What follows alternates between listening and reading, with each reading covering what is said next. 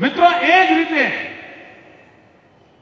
આ પેટ્રોલિંગ કરનાર, law and ઓર્ડરની ચિંતા કરનાર, તમારું એક આ ફરતું રક્ષા કવચ નાગરિકો માટેનું, આ ફરતું રક્ષા કવચ આ ભૂકંપ કરવા હાજર થાય. અને બીજી એક વ્યવસ્થા કરી છે, એને 108 સાથે પણ જોડી દીધું છે. એટલે તમે 108 ને ફોન કરો અને આને બોલાવશો તો એ આવશે, અને બેને ભોગ્યા બોલાવો તો બે ભેગા આવશે. આગમ તે મિત્રો આ ભવ્ય પોલીસ સ્ટેશન, અને મેં જોયું કે મારે આ કોઈ કોન્ટ્રાક્ટરને જ બનાવ્યું દોસ્તો. તમને ભરોસો બેસે છે? નથી બેસતો? ના બેસે, કારણ કે આપણે પેલા હાઉસિંગ બોર્ડના મકાનો જોયેલા જ બધા. ભૂતકાળ સાહેબ એવો જ ગયો, આ બધા શું કર્યું છે તમે જાણો જ ભાઈ, એટલે જ તમે કાઢી મૂક્યા એ લોકોને. આ જ કર્યું એ લોકોએ. મિત્રો પોલીસ હાઉસિંગ, અમારા નિત્યાનંદજી, આ પોલીસ હાઉસિંગની ટીમે આ કામ કર્યું છે મિત્રો.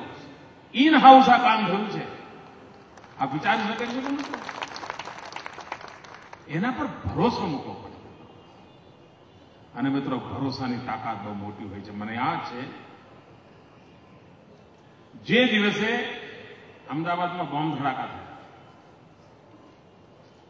અને પાછું મણિનગર જગા ચગે એટલે ખાસ સ્પેશિયલ વ્યવસ્થા કરવામાં આવી. મોદીના મણિનગરમાં આટલા ધડાકા એવું આવતું હતું નથી. હા,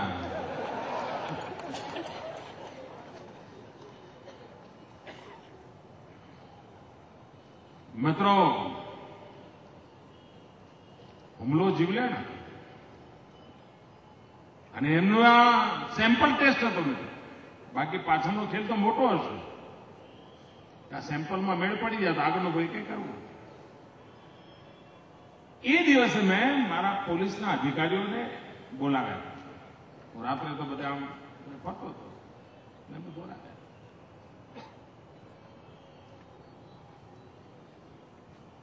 કદાચ તમારામાંથી કોઈ અમુક મેગેઝિન વાંચવા ટેવાયા હોય તો પોલીસ વાળાનો મેં ઇન્ટરવ્યુ પણ છે. મેં પોલીસના અધિકારીઓ 4-5 ને બોલાવ્યા, અમિતભાઈ પણ હતા.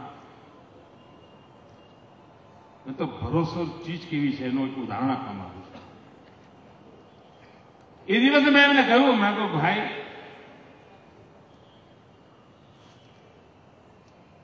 આટલા બધા લોકો મૃત્યુ પામ્યા છે, એના અંગે શું કરવાનું કરીશું. આ દેશમાં ગયા 5 વર્ષથી દર 3જા મહિને ધડાકા થયા છે. અનેક લોકો મૃત્યુ પામ્યા છે, પણ ક્યાંય કોઈ પકડાણું નથી. મિત્રો મારા શબ્દો તમે સાંભળજો, ક્યાંય કોઈ પકડાણું નથી. માનો કે ગુજરાતમાં પણ નહીં પકડાય તો દેશમાં 25 ધડાકામાં નથી પકડાણા, 26માં ન પકડાણા, એનાથી વધારે લાંબુ કશું થવાનું નથી.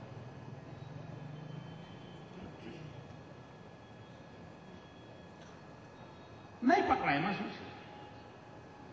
4 દાડા મોદીની ચામડી ઉધેરશે કેટલાક લોકો, બધું છાપવામાં છાપશે. અને મેં એમને કહ્યું હતું, પણ મારે માટે આ બોમ્બ ધડાકાના પાછળ જે લોકો છે એમને પકડવા એ દેશભક્તિનું કામ છે. મારે માટે આ દેશભક્તિની કસોટી છે. નહીં પકડાય તો 4 દાડા છાપામાં વગવણી થવા સિવાય કાંઈ વધારે થવાનું નથી, મને ખાતરી છે. આ દેશ એમ જ ચાલે છે. પણ હું આ ઘટનાને દેશભક્તિની કસોટીએ કસવા માંગુ છું. અને મેં પોલીસ અધિકારીઓને એક વાત કહી, એક જ વાત કહી. મેં કહ્યું હતું, ન પકડાય તો ચાલશે, પણ મહેરબાની કરીને ભૂલે ચૂકે પણ ખોટો માણસ પકડીને ખાનાપૂર્તિ મારે નથી કરવાની. બદનામી થશે તો મારી થશે. દેશ આખો કહેશે કે મોદી બહુ મોટી તાડુકીને વાતો કરતો હતો, પણ એકને પકડીને જે થવું એ થાય, પણ ખોટો માણસ નહીં જોવો. અને જો સાચો પકડાશે ને તો એ મારી દેશભક્તિની કસોટી હશે. આ એક વાક્ય કહ્યું હતું મેં મારા પોલીસ અધિકારીઓને, બીજું કાંઈ કહ્યું નહોતું. એમના ભરોસે મેં નાવ છોડી દીધી હતી. અને મિત્રો આજે સાર્વજનિક રીતે જાહેરમાં આખી ટીમને અભિનંદન આપું છું કે એમણે આખું ષડયંત્ર પકડીને મૂકી દીધું. એના આંકાઓ સહિત.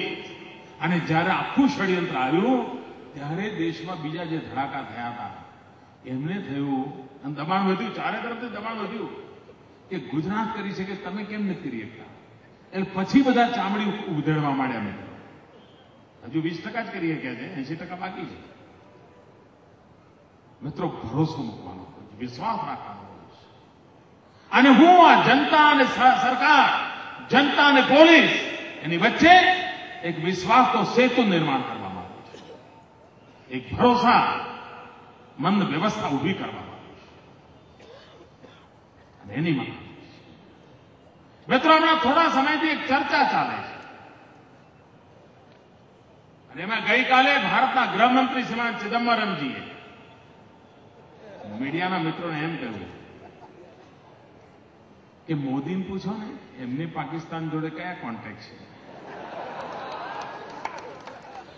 આ દેશના કોઈ પણ નાગરિકને પૂછી જો મોદીના પાકિસ્તાન જે કયા કોન્ટેક્ટ છે બધાને ખબર છે, પણ આ દેશના ગૃહમંત્રીને ખબર નથી.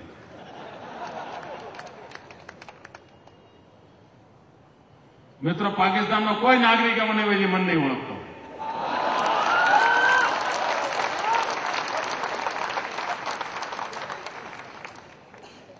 એની કોઈ એવી સરકારનો માનવી નહીં હોય કે તે 10 વાર વિચાર નહીં કરતો કે આજે સાહેબનો મૂડ કેવો છે. હું તો એક નાનકડા ગુજરાત રાજ્યનો મુખ્યમંત્રી છું. અને એનું કારણ છે મિત્રો, હું એકવાર આસામ ગયો તો આસામની અંદર સાંજે મારી સભા હતી ગુવાહાટીમાં. તમને ઉતાવળ નથી ને ભાઈઓ? હું તો ઘરે આયોજન મને જયારે સારું લાગે છે.